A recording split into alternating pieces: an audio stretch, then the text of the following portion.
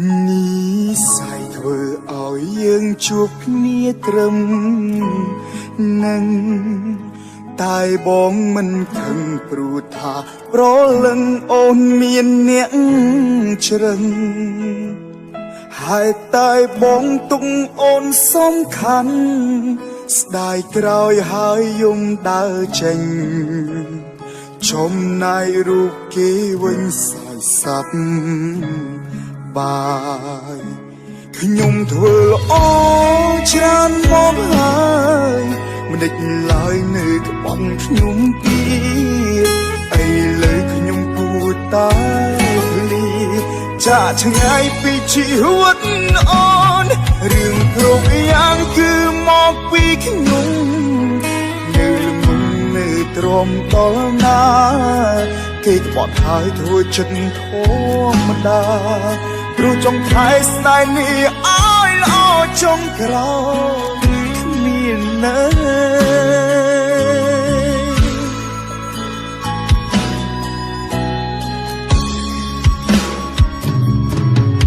ខ្ញុំមានឈឺប៉ុណ្ណាមិនអោយគេដឹងព្រមម្នាក់នឹងចុងក្រោយលះបង់អងហើយមានតែជូនពរអូនគេមានក្តីសុខណាមានស្នេហ៍ពីគ្មានបងនៅក្បែរហើយគ្នាឲ្យល្អណា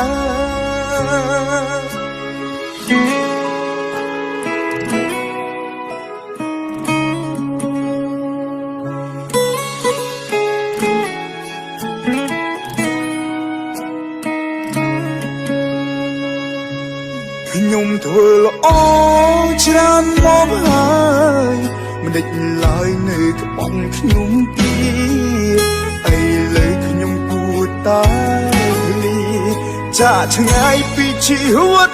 អូនរឿងគ្រប់យ៉ាងគឺមកពីខ្ញុំ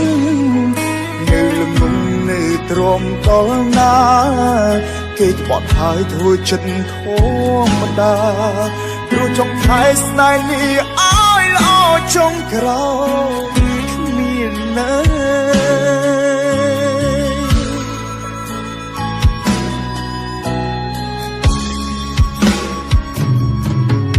ខ្ញុំមានឈឺប៉ុណ្ណាមិនអោយគេដឹងព្រមម្នាក់នឹង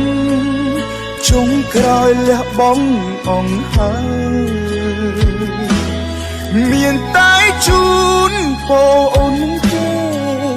មានក្តីសុខណាមានស្នេហ៍ពីគ្មានបងនៅក្បែរហើយគ្នាឲ្យល្អ